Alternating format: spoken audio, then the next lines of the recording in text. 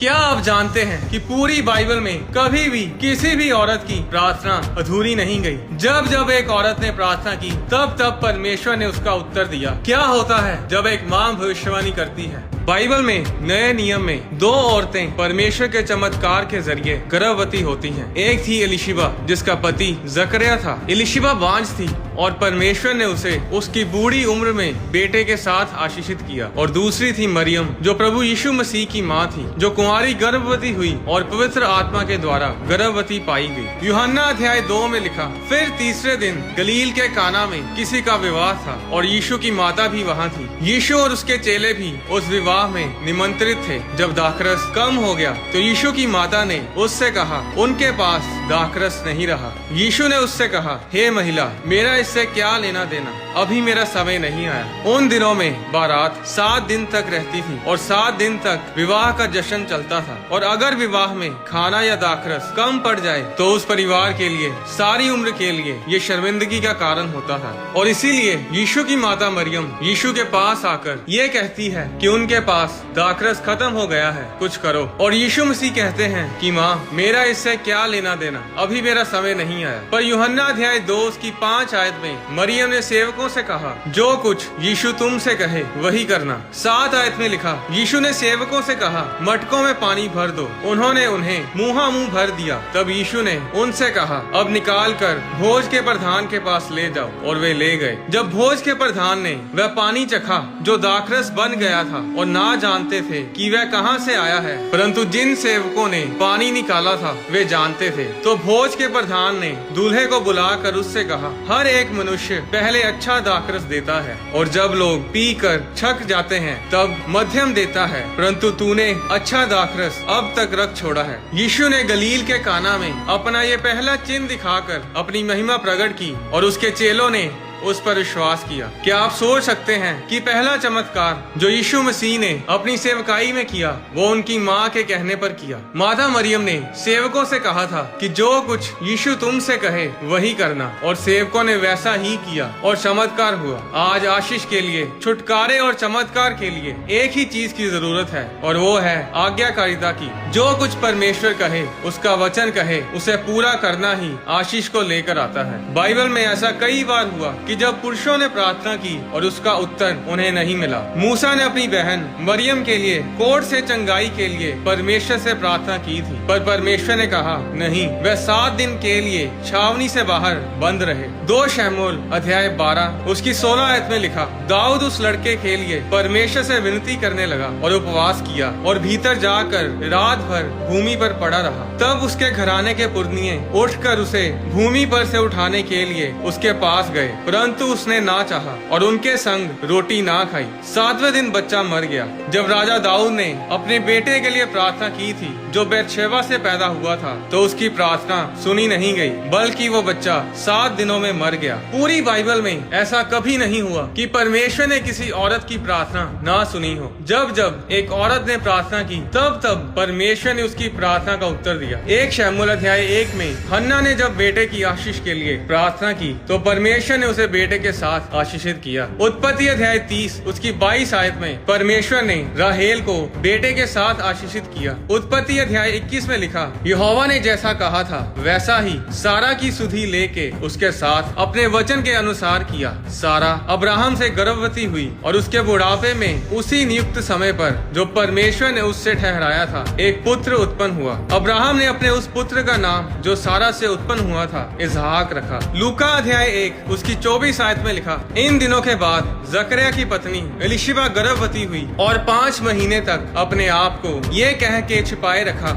मनुष्यों में मेरा अपमान दूर करने के लिए प्रभु ने इन दिनों में कृपा दृष्टि करके मेरे लिए ऐसा किया है। लूका अध्याय 18 उसकी 1 आयत में लिखा, फिर यीशु ने इसके विषय में कि पुरुषों को नित्य प्रार्थना करनी चाहिए और हियाव नहीं छोड़ना चाहिए उनसे ये दृष्टांत कहा। किसी नगर में एक न्यायी रहता था जो न परमेश्वर से डरता था और न किसी मनुष्य की परवाह करता था। उसी नगर में एक विधवा भी रहती थी जो उसके पास आ आकर कहा करती थी, मेरा न्याय चुका कर मुझे मुझे मुद्दई से बचा। कुछ समय तक तो वह ना माना, परंतु अंत में विचार कर कर कहा, यद्यपि मैं न परमेश्वर से डरता और न मनुष्यों की कुछ परवाह करता हूँ, तो भी ये विधवा मुझे सताती रहती है, इसलिए मैं उसका न्याय चुकाऊंगा। कहीं ऐसा ना हो कि घड़ी घड़ी आकर अंत को मेरी नाक में दम करे। प्रभु ने कहा, सुनो, यह धर्मी न्यायी क्या कहता है। इसलिए क्या परमेश्वर अपने चुने हुओं का न्याय ना चुकाएगा, जो रात दिन उसकी दुहाई देते रहते हैं? क्या वह उनके विषय में देर करेगा? मैं तुमसे कहता हूँ, वह तुरंत उनका न्याय चुकाएगा। ये दृष्टांत, ये उदाहरण यीशु मसीह ने अपने चेलों को दी थी। किंग जेम्स बाइबल में लूका अध्याय 18 उसकी 1 आयत में लिखा कि पुरुषों को नित्य प्रार्थना करनी चाहिए और हियाव नहीं छोड़ना चाहिए। और ये बताते हुए यीशु ने उस विधवा औरत की उदाहरण अपने चेलों को दी थी। क्यों यीशु मसीह ने पुरुषों को प्रार्थना करने के लिए एक औरत की उदाहरण दी? आप पुरुषों को प्रार्थना करने के लिए प्रेरित करने के लिए किसी पुरुष ही की उदाहरण देंगे कि देखो, उस पुरुष ने इतनी देर प्रार्थना की और अपनी आशीष को पाया, इसलिए नित्य प्रार्थना करते रहो और हियाव ना छोड़ो। यीशु मसीह ने औरत का दृष्टांत, वो उदाहरण इसीलिए दी क्योंकि यीशु मसीह जानते थे कि औरत अटल होती है और वो जल्दी हार नहीं मानती। औरत को पता होता है कि कैसे गर्भ धारण करना है और कैसे उसे जन्म देना है। काफी साल पहले सन 1920 के आसपास एक औरत को एक बीमार बच्चे के लिए प्रार्थना करने के लिए बुलाया गया। जब वो औरत उस बच्चे के लिए प्रार्थना कर रही थी तो उसने परमेश्वर से कहा कि परमेश्वर, अगर आप इस बच्चे को चंगा करेंगे तो मैं वायदा करती हूँ कि मैं अपने अगले बच्चे को आपकी सेवा के लिए अर्पण कर दूंगी। वो बच्चा ठीक हो जाता है और वो औरत गर्भवती होती है। उसके बेटा पैदा होता है और वो उसका नाम कुछ ऐसा रखती है जिसका मतलब होता है बोलना। जब वो बच्चा बड़ा होता है तो पता चलता है कि वो हकलाता है। वो बात नहीं कर पाता था। स्कूल में बच्चे उसका मजाक उड़ाते थे और हर समय जब वो बच्चा हकलाता था उसकी माँ बोलती थी कि तुम एक दिन प्रचार करोगे। 15 साल की उम्र में वो बच्चा घर से भाग जाता है। 17 साल की उम्र में वो घर वापस आता है और एक दिन बास्केटबॉल खेलते समय बेहोश होकर गिर जाता है। डॉक्टर ने बताया कि उसे टीबी है। उस समय टीबी का कोई इलाज नहीं था। टीबी के इलाज की खोज सन 1944 के बाद जाकर हुई है। वो बच्चा हकलाता था और अब टीबी से मरने वाला था। 160 दिनों से भी ज्यादा वो बिस्तर पर रहा और उसकी माँ यही बोलती रही कि बेटे, किसी न किसी दिन परमेश्वर तुझे छुएंगे और तू भविष्यवाणी करेगा, तू प्रचार करेगा, क्योंकि तेरे पैदा होने से कहीं पहले मैंने तुझे परमेश्वर की सेवा के लिए अर्पण कर दिया था। एक दिन उनके घर के पास एक प्रार्थना सभा होती है। वो औरत अपने बेटे को ट्रक में डालकर उस मीटिंग में लेकर जाती है। जब परमेश्वर के दास ने उस बच्चे पर प्रार्थना की तो उसी समय वो टीबी से चंगा हो गया और परमेश्वर ने उसके हकलाने की समस्या को भी चंगा किया। उस समय वो 17 साल का था। वो जो टीबी से मरने वाला था 90 साल से भी ज्यादा जिया। वो इंसान जिसकी माँ ने उस पर भविष्यवाणी करनी कभी बंद नहीं की, उसका नाम था ओरल रॉबर्ट्स।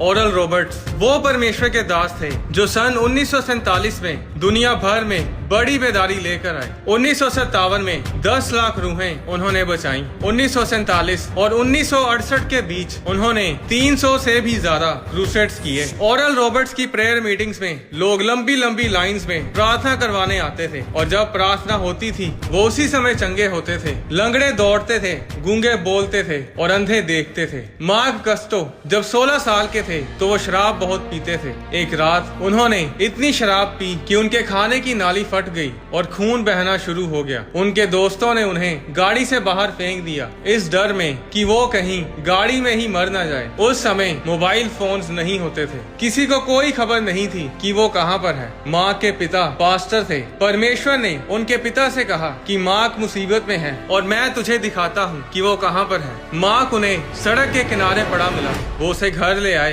और 4 घंटे तक वो वॉशरूम में खून की उल्टियां करता रहा। मार्क ने अपनी गवाही में बताया कि उस समय पहली बार मैंने शैतान को ये कहते सुना, तेरे माता पिता की प्रार्थनाओं से कुछ नहीं होगा, तू आज रात मरेगा और नर्क में सड़ेगा। मार्क से उस टाइम बोला नहीं जा रहा था, वो उल्टियां करे जा रहा था। मार्क ने बताया कि उसकी माँ बाहर कमरे में प्रार्थना कर रही थी। जब जब मार्क के कान में शैतान की आवाज आती थी कि तू मरेगा, उसी समय मार्क के कान में अपनी माँ की आवाज आती थी कि तू मरेगा नहीं, मार्क तू मरेगा नहीं, तू जिएगा। हर बार जब शैतान उसके कान में बोलता था कि तू मरने वाला है, उस शैतान की आवाज मार्क की माँ को सुनाई नहीं देती थी। वो सिर्फ मार्क के कानों में ही सुनाई दे रही थी। पर मार्क की माँ की प्रार्थना प्रोफेटिक थी। वो उसके ऊपर जिंदगी को घोषित कर रही थी। अगली सुबह उसके खाने की नली पूरी तरह से ठीक हो चुकी थी। वो पूरी तरह चंगा हो चुका था और वो शराब पीने की आदत से भी आजाद हो चुका था। और आज वो मार्क कस्तो, पास्टर मार्क कस्तो है और वो सारी दुनिया में परमेश्वर का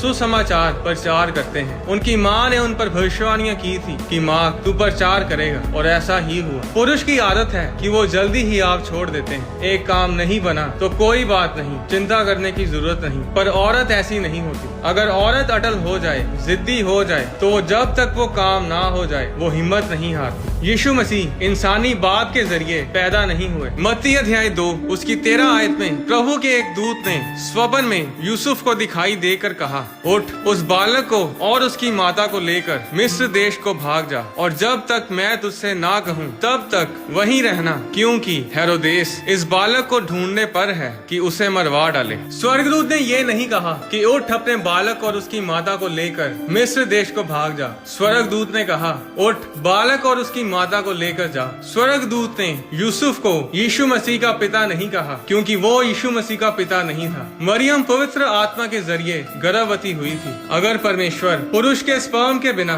बेटा पैदा कर सकता है, तो वो औरत के गर्भ के बिना भी बेटा पैदा कर सकता था। परमेश्वर का औरत के साथ एक बहुत गहरा संबंध है, इसीलिए उसने औरत के गर्भ को चुना और यीशु मसीह एक औरत के गर्भ के द्वारा इस दुनिया में आए। इसका मतलब ये नहीं कि पुरुष प्रार्थना करते हैं और उन्हें उत्तर नहीं मिलता। परमेश्वर हर किसी की सुनता है, पर माँ के दिल की एक अलग ही आह है कि जब वो प्रार्थना करती है तो स्वर्ग में हलचल होती है। जब यीशु मसीह क्रूस पर थे, यूहन्ना अध्याय 19 उसकी 25 आयत में लिखा, परंतु यीशु के क्रूस के पास उसकी माता और उसकी माता की बहन मरियम, क्लोपास की पत्नी और मरियम मगदलीनी खड़ी थी। यीशु ने अपनी माता और उस चेले को जिससे वह प्रेम रखता था पास खड़े देखकर अपनी माता से कहा, हे नारी, देख, ये तेरा पुत्र है। तब उस चेले से कहा, ये तेरी माता है, और उसी समय से वह चेला उसे अपने घर ले गया। जब वो क्रूस पर मर रहा था, दर्द से तड़प रहा था, उस समय भी वो अपनी माँ के बारे सोच रहा था। परमेश्वर आपके आंसुओं की कीमत को जानता है, आपके दर्द, आपकी तकलीफों को वो जानता है। जब उसके कोड़े पड़ रहे थे, वो दर्द से चिल्ला रहा था, उसका खून बह रहा था। आप नहीं जानते कि परमेश्वर आपसे कितना प्रेम करता है। आज कोई इंसान अपने बेटे को किसी मासूम के लिए कुर्बान नहीं करता, और परमेश्वर ने अपने इकलौते बेटे को हम पापियों के लिए कुर्बान किया, ताकि हम नाश ना हो बल्कि बचाए जाएं, अनंत जीवन पाएं। हम सब के लिए परमेश्वर की योजनाएं बहुत बड़ी हैं। जो औरतें, जो माँ अपने बच्चों के लिए, अपने पति, अपने परिवार के लिए प्रार्थना कर रही हैं, मैं आपको बताना चाहता हूँ कि ऐसी प्रार्थनाएं ना करें कि हाय प्लीज परमेश्वर, क्या तू मेरे बेटे को बचाएगा, क्या तू मेरे पति को बचाएगा, क्या तू मेरी जिंदगी में ये काम करेगा, वो काम करेगा। मैं चाहता हूँ कि आप उन पर घोषणाएं करें। जब आपका बेटा या बेटी गड़बड़ करके घर में आए तो उनको बोलो कि तू एक दिन परमेश्वर का दास बनेगा, तू एक दिन प्रचारक बनेगी, तू भविष्यवाणी करेगी, एक ना एक दिन परमेश्वर तुझे छुएगा। चाहे आपका बेटा आपको अपनी बकवास बंद करने के लिए कहे, उस समय चुप ना रहें। परमेश्वर के वचन को, घोषणाओं को उनके ऊपर बोलें। सिर्फ प्रार्थना ही ना करें, अपने बच्चों पर घोषणाएं करें। जिस तरह ओरल रॉबर्ट्स की माँ ने की, पास्टर मार्क की माँ ने की। अपने बच्चों को अपने घर में अपनी आवाज सुनने दो। अपने कमरे में बंद होकर चुपचाप प्रार्थना ना करें, अपने कमरे से बाहर आकर प्रार्थना करो और उनके कानों में आपकी घोषणाएं गूंजनी चाहिए। क्या आप जानते हैं कि यीशु मसीह को स्वर्ग में यीशु मसीह नहीं कहते? यीशु मसीह का नाम स्वर्ग में यीशु मसीह नहीं है। आने वाली वीडियोस में मैं आपको बताऊंगा कि आपके नाम का मतलब सही होना कितना जरूरी है। आपकी जिंदगी आपके नाम के ऊपर निर्भर करती है। सांप ने हवा के साथ बात कैसे की थी? क्या सांप पहले बोलता था? क्या स्वर्गदूत इंसानों की तरह धरती पर रहते हैं? परमेश्वर आपको आशीष दे।